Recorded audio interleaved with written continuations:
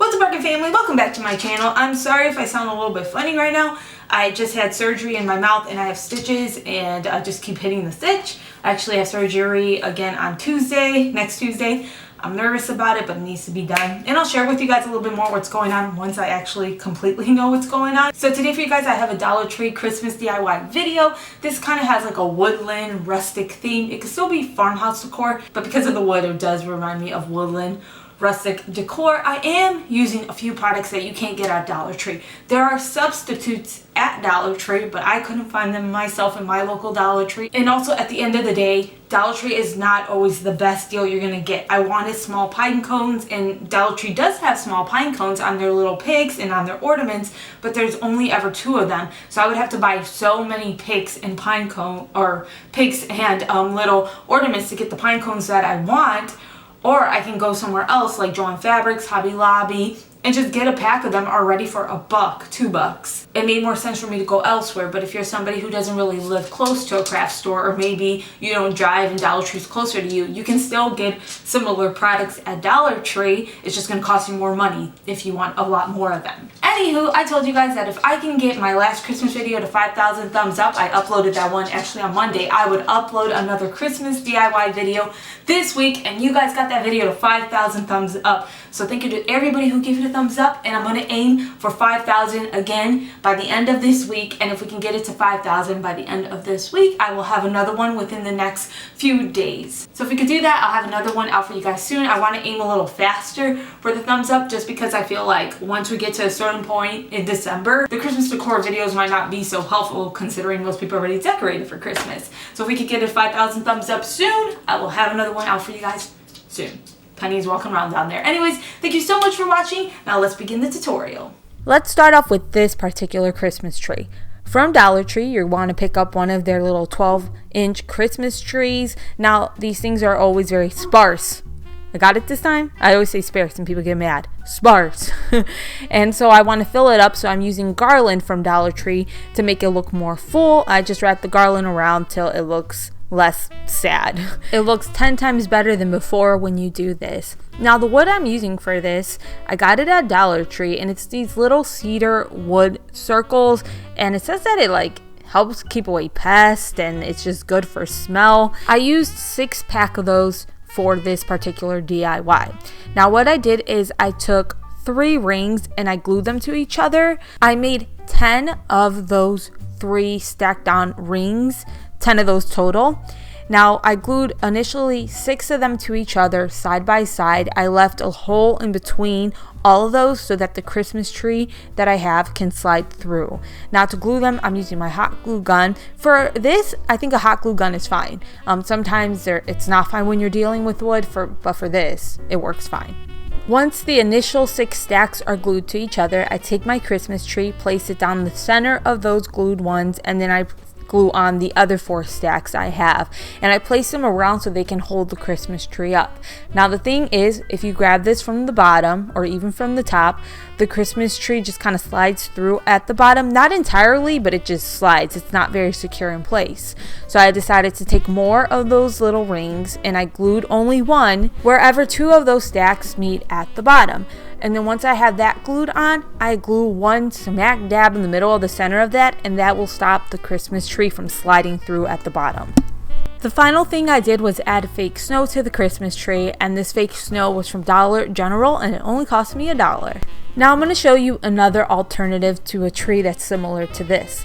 The wood I'm using instead this time is a wood roll that I got from Hobby Lobby. It's originally $5.99, but at 50% off, I got it for $3. You can always use a coupon if the Christmas items aren't on sale. This was part of the Christmas items, but more than likely, they're going to be on sale right now.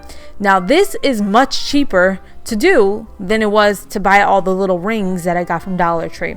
Now I'm using this glass from Dollar Tree that's kind of got a square shape to it, but just like around the edges it kind of rounds out a little bit. What I'm doing is I'm taking that wood and I'm wrapping it around the glass, and then I cut it down to the size that I want it to be, and then I glue the wood directly to the glass using my hot glue gun.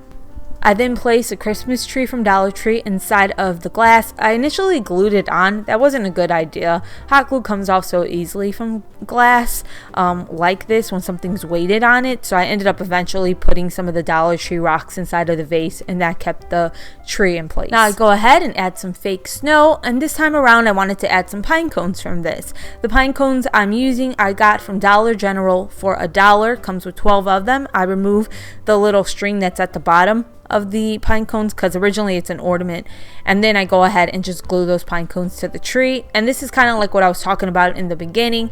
If I wanted pine cones like this from Dollar Tree, I would have had to buy multiple picks and then taking the pine cones off of them, and the most I ever see on one of those picks is like 2 or 3. So to get a good amount, I would have had at least spent $4 or $5, when at the end of the day I could have just spent $1 at Dollar General and got 12 for $1. And that's all I did for these Christmas trees. They are so cute and so rustic. Now moving on to this wooden tray. Now I'm actually recycling the tray from a DIY I put out not too long ago, where I made a bunch of Christmas items using real wood you can actually find at Dollar Tree. So what I did to do this is I just used some of those tumbling tower wood pieces from Dollar Tree. It's just a little game that you can find in the toy section. I used a bunch of those to make a tray, and basically I just glued it all together using E6000 glue. But at the end of the day, I really recommend using wood glue. Do not use hot glue. By all means, it will fall apart on you, so just don't do it.